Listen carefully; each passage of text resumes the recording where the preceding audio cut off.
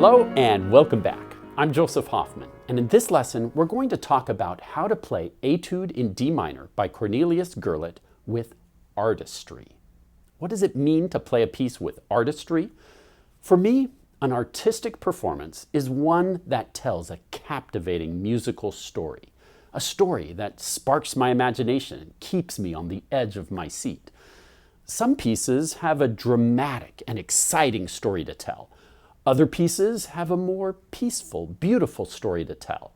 But as a pianist, whenever you play, I want you to remember that you are a storyteller and you are an artist. Instead of painting with colors, you're painting with sound. There's always an artistic way and there's an ugly way to play any piece. Let's take Etude in D minor. You could play it like rampaging rhinoceroses. But music like that makes me want to turn it off. Or you can play it with artistry.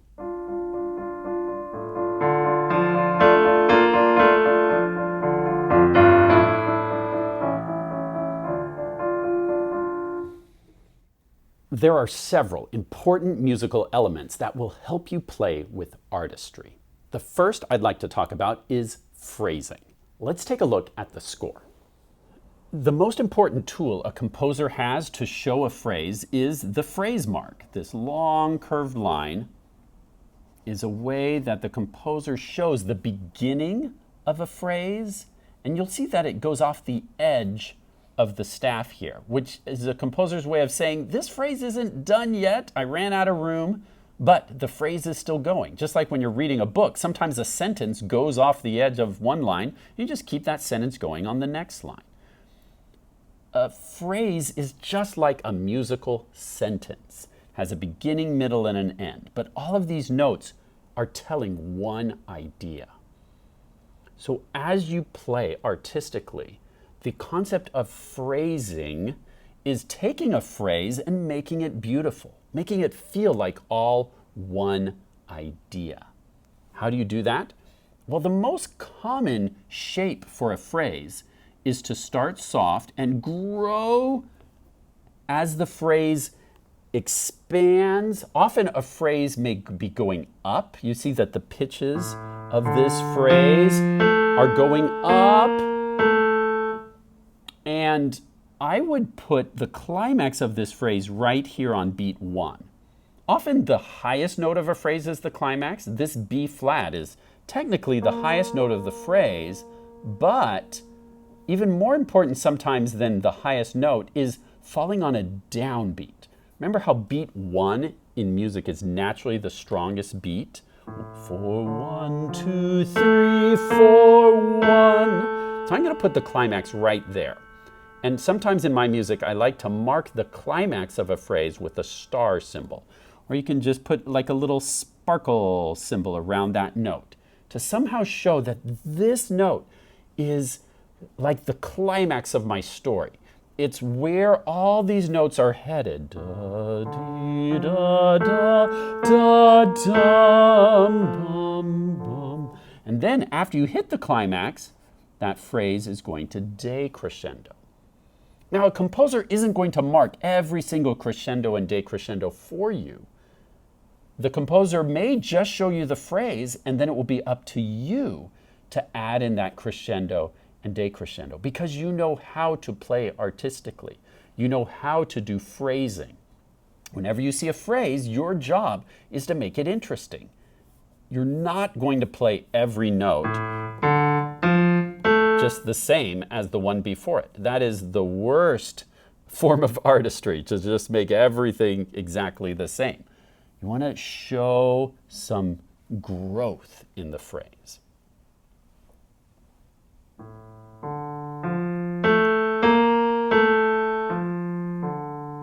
So you can make that very interesting.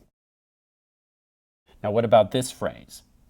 When a phrase is going up, that's a natural time to crescendo. So we're going to go ba ba bum, ba ba bum. Going to get louder, louder, louder. I put the climax of this phrase right here. It comes pretty early in the phrase since we drop down there. Boom, boom, boom, boom, boom,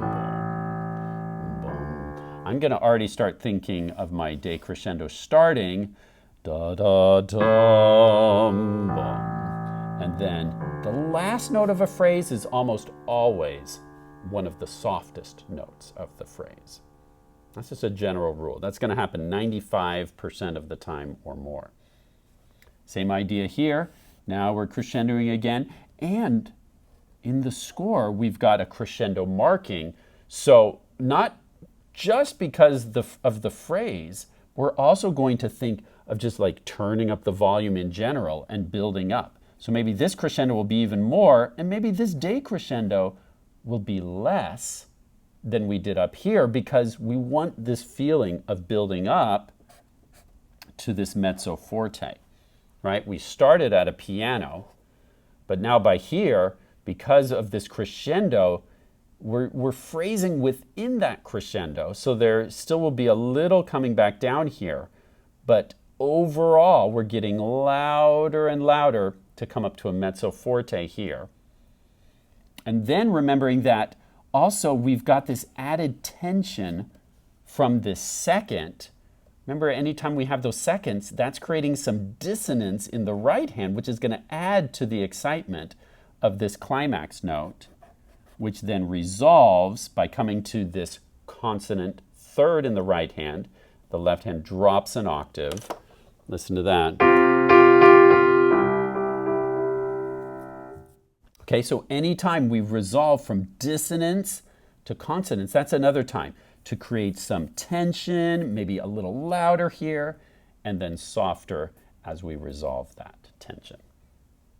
Now, I'd like you to pause the video and practice just left hand by itself and work on adding some amazing phrasing by adding these crescendos and decrescendos, trying to drive to that climax note. You really feel that excitement lead up to that note as the strongest note of the phrase, and then decrescendo. See how much excitement you can put into the story we're creating with this piece. So pause to work on phrasing in the left hand, page 1 and page 2, and then press play to go on.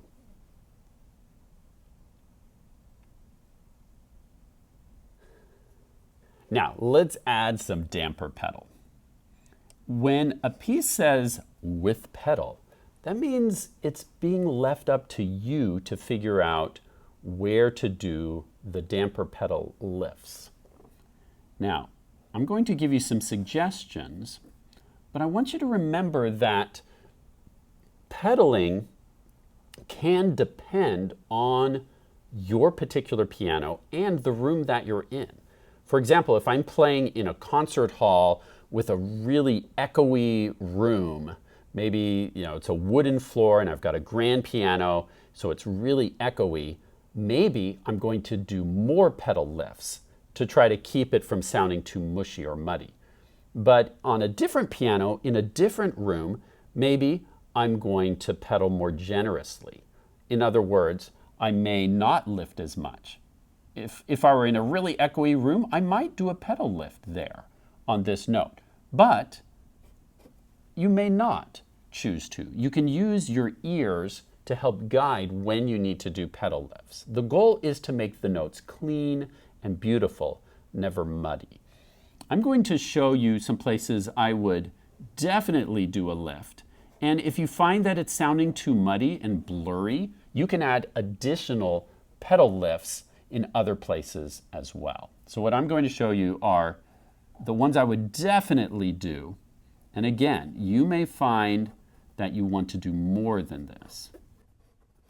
And a good rule of thumb for choosing where to do pedal lifts is whenever the chords change is a place you really need to do one. Like for example, here in the right hand,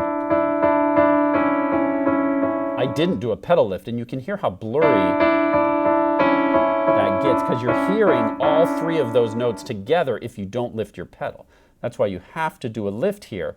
Otherwise, you're hearing the C sharp and the D and the E all at the same time, which is kind of a mushy sound. So we want to hear just this second and then pedal lift as you go to that new chord. So like here in measure 4, the Up, down, up, down, up, down. Remember that up comes right at the moment your fingers go down is when your foot comes up. Up, down, up, down, up, down. That timing is very important. Listen for that smooth, clean sound. Then you'll know you're doing it right. Okay, so when you change chords, you have to do a pedal lift. Often, it's expected to do a pedal lift on beat 1, just to, again, give us a fresh sound starting on the downbeat. And sometimes just to make sure the melody doesn't get blurry. Like from here to here, notice this A going to a B flat. If I don't lift the pedal, we're hearing both of those at the same time, which creates a dissonance. And the composer wasn't looking for a dissonance here. These notes can all sound good together because they're all part of the D minor chord. That's why I don't mark a lift here or here. You can keep the pedal down and those will all sound nice together. When we get here to the B flat, then we do need a lift. We need another lift here. Again, otherwise we're hearing both the B flat and the A at the same time. Okay? So here, all the same chord, we don't need a lift.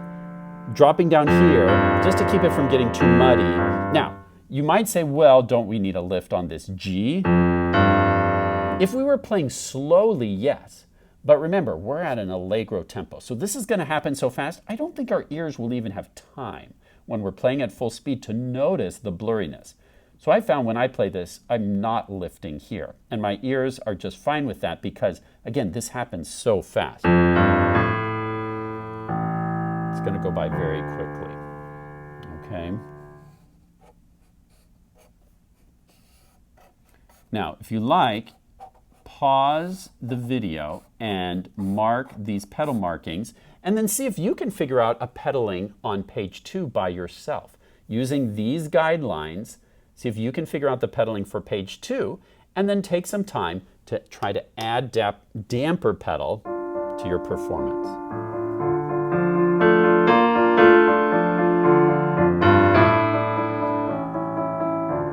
It adds a lot of great mood to add the damper pedal.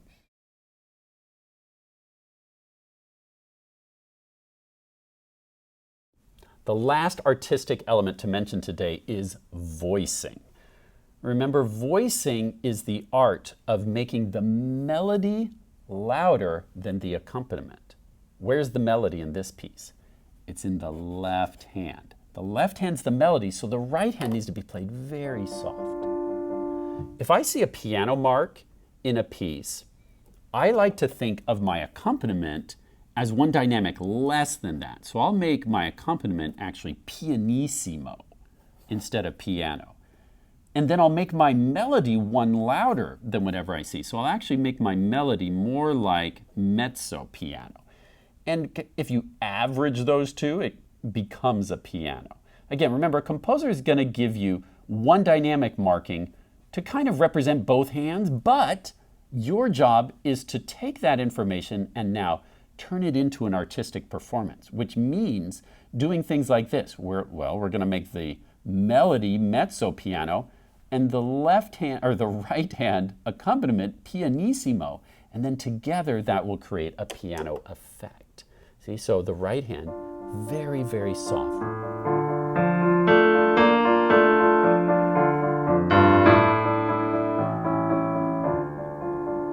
Okay, notice how soft I was playing that right hand. If you played like that, it's just so ugly if you ask me. You know, I want this to be very soft and intense.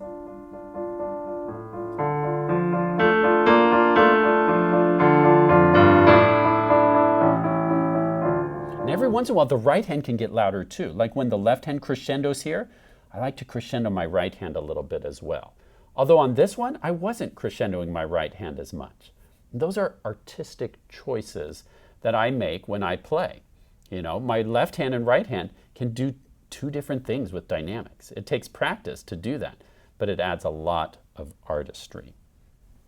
Now, we've talked about a lot of different artistic elements today. We've talked about phrasing. We've talked about dynamics. We've talked about the damper pedal. We've talked about voicing. That's so much to think about. So when you're practicing, how do you manage all of that? Well, I would encourage you to focus on one element at a time. For example, maybe when you first play through it, think only about the phrasing. When you're working on phrasing, it's usually helpful to only play the hand that is doing the melody. So maybe just play left hand alone and just think about making a beautiful phrase. Then try it again and pay attention to the dynamic markings that are interacting with the phrases. Remember, the phrases have like little mini dynamics within the phrase, but then these symbols are showing you the big picture movements of the volume of the piece. Then maybe one time you're just going to focus on damper pedal. And for that, maybe you'll play just right hand alone with the damper pedal, or maybe just left hand alone with the damper pedal. So you can break out just specific elements. Then maybe another time you focus just on the voicing. But eventually you want to combine all of those elements, those are artistic elements, together. That's what makes the most beautiful performance. Let's hear it all put together.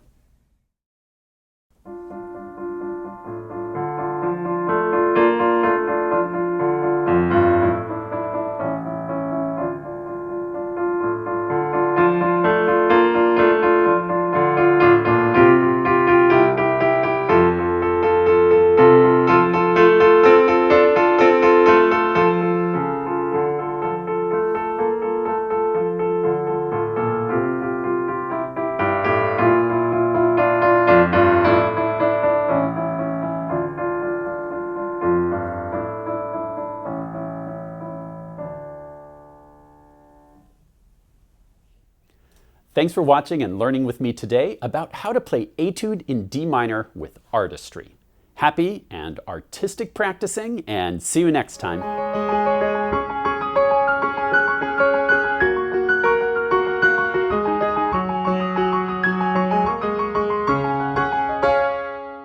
You know what I just realized? What?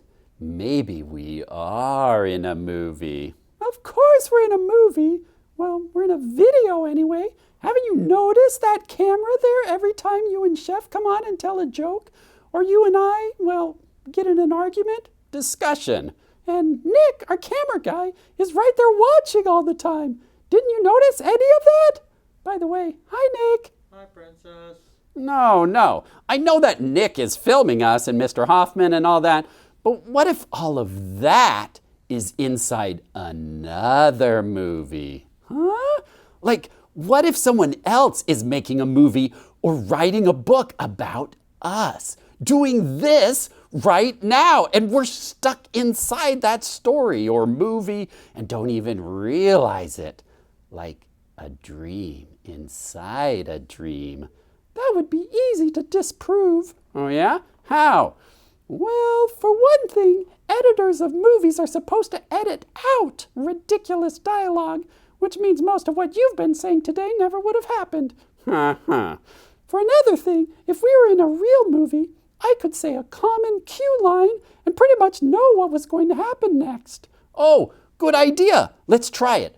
What was that cue line you mentioned the other day? I don't think that's such a good idea. Oh, I remember. I wouldn't if I were you. It was, "We're finally safe. Nothing can go wrong now." Oh, really? Look, it worked. The cue line worked. I was right. I just proved we're in a movie. I proved we're in a movie. I was right. You know what else you are? What? Lunch. Nah. I hate to gloat, but I saw that coming a mile away.